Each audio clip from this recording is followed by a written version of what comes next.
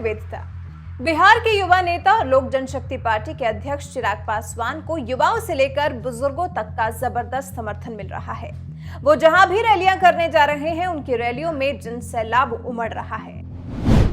चिराग पासवान ही एक ऐसे नेता हैं जो बिना किसी गठबंधन के मैदान में उतरे हैं और बिहार फर्स्ट, बिहारी फर्स्ट के नारे के साथ लोगों में जबरदस्त जोश भर रहे हैं। वो अपनी चुनावी रैलियों में भी जहां युवाओं की नौकरी और शिक्षा की बात कर रहे हैं, तो वहीं सोशल मीडिया पर भी लगातार अपनी बात रख रहे हैं।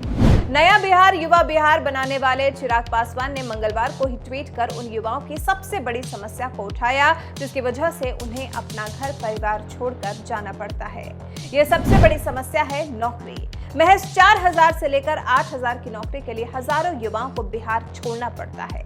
लेकिन इस ओर शायद ही किसी नेता ने ध्यान दिया हो या अपनी रैलियों में इस बात को उठाया हो। हालांकि चिराग पासवान ने जरूर ये मुद्दा उठाते हुए ट्वीट किया। मात्र 4000 से 8000 की नौकरी के लिए बिहार के लोग बिहार से बाहर जा रहे हैं। बिहार में बीए पास करने के बाद भी 5000 की नौकरी नहीं मिलती। अब खुद भी जागना होगा और अन्य बिहार वासियों को भी जगाना होगा। चिराग पासवान ने पार्टी के घोषणा पत्र का लिंक शेयर कर लोगों से पढ़ने की अपील की और कहा कि बिहार को बचाने के लिए साथ आएं। चिराग पासवान ने नौकरी का मुद्दा उठाया तो उन्हें युवाओं का भी जबरदस्त समर्थन मिल रहा है।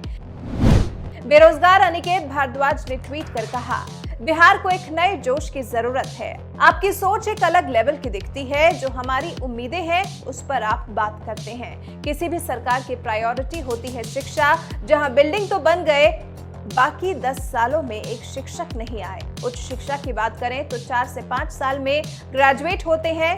कब बदलेगा हमारा बिहार? ऋषिकेश पासवान ने लिखा, सर आप छात्रों की इन समस्या को भी उठाएं। बिहार की हर परीक्षा का प्रश्न पत्र लीक हो जाता है।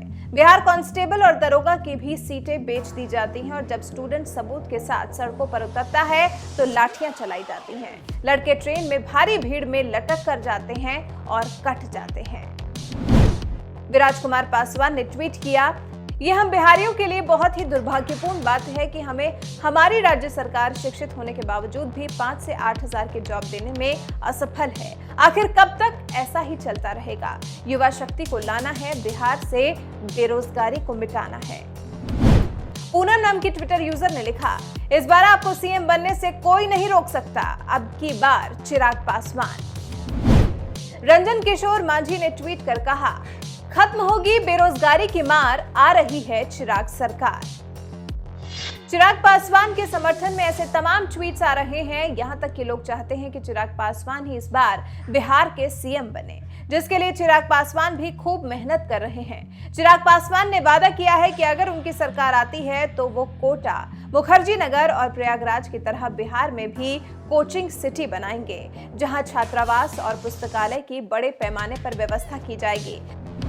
बिहार के हर जिले में एक मेडिकल कॉलेज खोला जाएगा और सबसे बड़ी समस्या जो ग्रेजुएशन 5 साल में होती है उसे 3 साल में कराने का भी वादा किया है।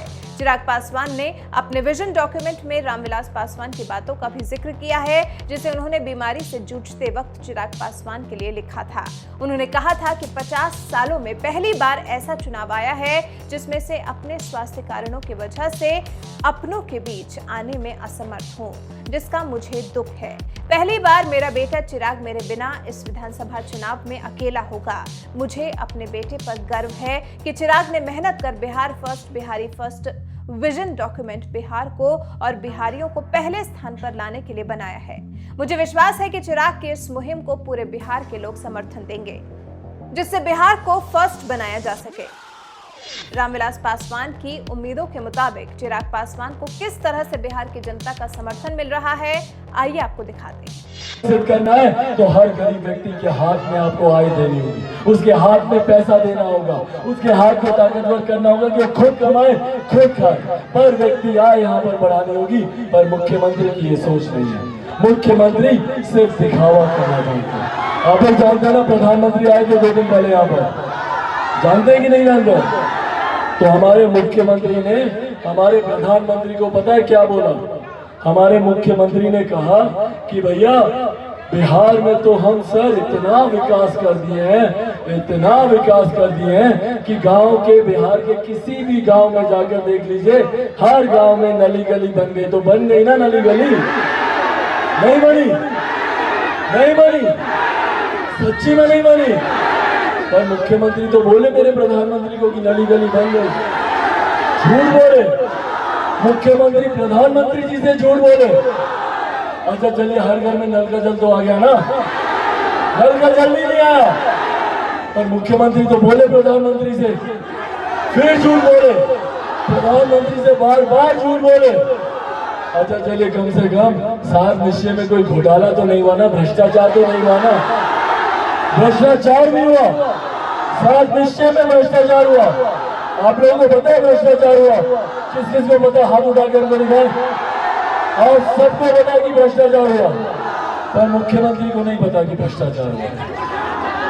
मुख्यमंत्री बोलते हैं बिहार में भ्रष्टाचार नहीं होता, जबकि सबसे बड़ा घोटाला अगर बिहार के इतिहास में कभी हुआ है तो वो 7 निश्चय में घोटाला किया है और 7 निश्चय में भ्रष्टाचार हुआ।